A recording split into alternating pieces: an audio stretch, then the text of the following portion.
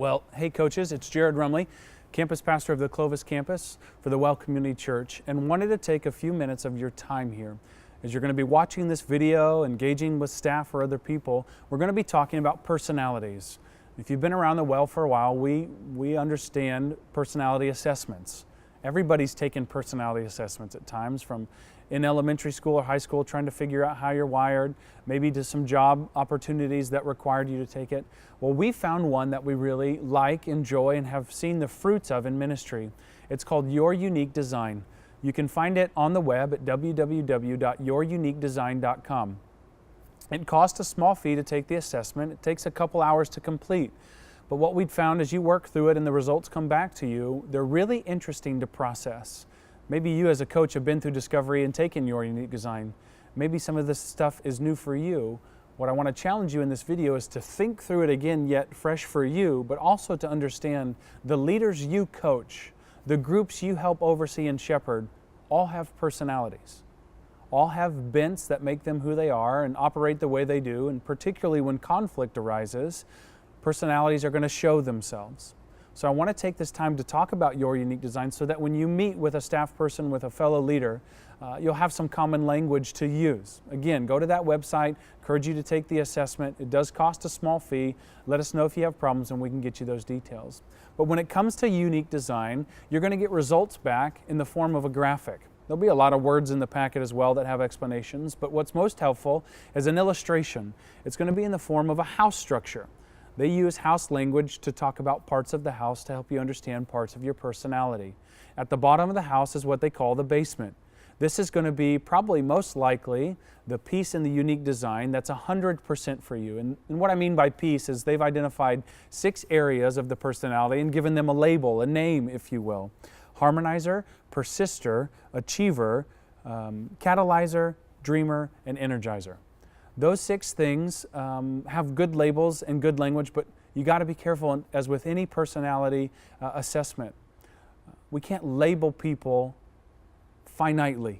We can't take one of these components like an energizer and strap it on a person and say, oh, they're just an energizer all the time. One of the parts of unique design you need to remember is that you are made up of all those things. Harmonizer, achiever, persister, dreamer, catalyzer, energizer, all represent you. You have different amounts of energy within each of those. When you look at your chart and you see the structure and you see the basement or the foundation, that is going to be most likely the highest energy that you have. Think of it as battery percentage. You have a lot of energy to give to that world.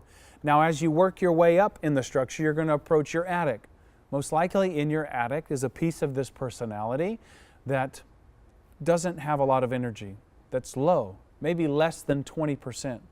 What you need to know there is it's probably for you an opportunity to not operate out of that for very long, because it'll be draining. It'll be hard for you, and you'll find yourself in conflict faster if you operate out of your attic.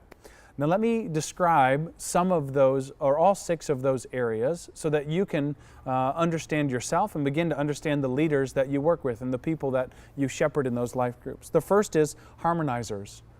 They're going to be people who think through a feeling first lens. They're going to like cozy, comfortable environments. They're going to like nice lighting. Ideal situation to be a cozy living room with a blanket and a good read and a movie, something warm to drink. Harmonizers like that imagery, that feeling kind of sense. They also don't like conflict or tension, really. That they step into a room and they can feel that there's tension. If you're married to a harmonizer, maybe you can walk into a family gathering or have come from a social event and that spouse says, did you think so-and-so was mad at so-and-so? Did you think there was tension there? And then you're starting to understand that that's a harmonizer bent. And what they'd rather do is keep peace in their relationships rather than have that conflict. So they'll belittle experiences, they'll push them away and say no big deal for the sake of peace. Only 30% of the population in the United States is a foundation harmonizer. That's not very many. Most of them are women, but some of them are men. You have to understand that that is a real opportunity in harmonizer. You see biblical examples of harmonizer traits all through it. Martha's sister, who wanted to spend time at Jesus' feet and just be in the mood there versus the one who was working and busy all the time. I encourage you, if you have harmonizer, think through a feeling lens when you talk to them. Think through talking about, how are you with this? Are you okay? Is there a conflict you need to address? We have a high value of conflict resolution, so we want to push harmonizers to work through that in a healthy, God-honoring way. The next piece is achiever. It's my foundation. I'm a foundation achiever. They're logical, organized, responsible people. They make lists. They're detailed-oriented. They like to accomplish tasks. If you're a list maker and ever put something on your list just to check it off, chances are you have a lot of achiever energy inside of you. Not much of the population, 25% of achiever, more male than female. So some of your groups, these achievers may need to be responsible for more of the scheduling, for more of the food planning, for some of those things. When an event comes up that needs somebody to administrate the details, look to the achievers and invite them in. Your life group leaders who are achievers are going to want to accomplish stuff all the time. Your life group leaders who are harmonizers are going to love the relationship, love the coffee time. Knowing the difference is going to help you as a coach. The next is persister. Persisters think through a black and white grid. It's as if they look through a right and wrong grid in life and go, things are right and things are wrong. Strong, opinionated. Going to be the first to tell you how they feel about politics, about morality, about theology, about something in culture. And knowing how to speak to a persister is going to help you as a coach. Only about 10% of the population are persisters as well. Dreamers, imaginative, calm, reflective, usually quiet. Similar to introvert, but dreamers are thinkers. They play out many scenarios in their head. Dreamers go down bunny trails in their mind, but what you want to do with the dreamers, usually give them time to think about said question, said experience, and said set of information, to give them time to process. But when they come back, you'll usually see that dreamers are very insightful. Dreamers have thought a lot about where they are. They're not going to be the first to speak in a group. You can still be a leader as a dreamer. You're just going to operate differently than what most leaders operate out of. 10% of the population there are dreamers as well. Catalyzers, the smallest of any personality trait. 5% of the U.S. population is going to be catalyzers. These are go-getters. These are doers. Basic catalyzer sees a resource and an opportunity and wants to bring those together. They're going to be the movers and shakers in your group. They're going to be the ideas people. They're going to be the let's take charge. Maybe have some more of that traditional leadership look to them. Brad Bell, our directional leader, is a foundational catalyzer. He has a lot of catalyzer energy to go for. These people can be strong for you in leading, yet they can also leave people in the dust to accomplish the things they want to be about. So understand, when you're working with a catalyzer, you have to know how to talk and speak to them in such a way that speaks their language. The final one is energizers. These are the playful, spontaneous, very creative ones.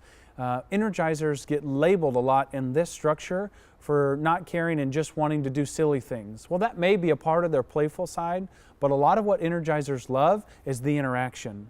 I have a lot of energizer energy, 60% in fact. And what I can do in relationships is even get them engaging through what we call hooks. I may throw out a hook, a verbal phrase, a verbal question, a verbal something that lets a person know I know their buttons and I know how to push it, but I'll love the interaction as an energizer even if it's negative. That's one thing you have to remember, is even if it's like, let's see what happens and let's drop this idea in a room. Years ago, you heard of an issue maybe with Chick-fil-A about some of the current culture topics, and homosexuality was at the forefront of it, and there was going to be if you struggle with same-sex attraction, show up to Chick-fil-A and have kind of a sit-in, kind of a protest. And there was people who went against that and said, I'm going to go stand outside of that. I'm going to go stand in line to support Chick-fil-A's stance on homosexuality, and all these different things that went around. As an energizer, there's part of me that just wanted to ask the question, what do you think about Chick-fil-A? I have my opinions about what God says in His Word of that. I think the church has opportunity to engage all kinds of people, but as energizer in that moment, I really wanted to just see what people thought, and I love the interaction, good, bad, hot sports opinion or not. That's an energizer for you. And in about 20% of the population, your energizers are going to need playful experience. They're going to be high energy a lot of the times, but they're going to be very creative. They can think outside the box most quickly for you. So if you've ever had a group that's at a standstill thinking through the rhythms or what's next for their life or how to engage the community, have an idea time and let those energizers speak. Harmonizer, Achiever, persister, dreamer, catalyzer, energizer. Those are the 6 pieces. Our staff, many of them, are trained in your unique design. One of the things that may be fun is having the leaders you coach take that and sit down with a staff person, or maybe even you have some working knowledge, and work through that and have some understanding through it. The structure is very helpful. Remember, the foundation is what you're going to be and operate out of most of the time, and then you have different levels of energy that you can give to those other areas. It's harder for the places in our attic. It's easier for the stuff closer to our foundation. If there's anything we can do to help you in this, it's those of us that are trained, we really want to help you. And a personality assessment can be a good tool as a coach to help shepherd life group leaders in particular and understand the group dynamics that you work with. So thanks a lot for listening. We'll talk to you soon.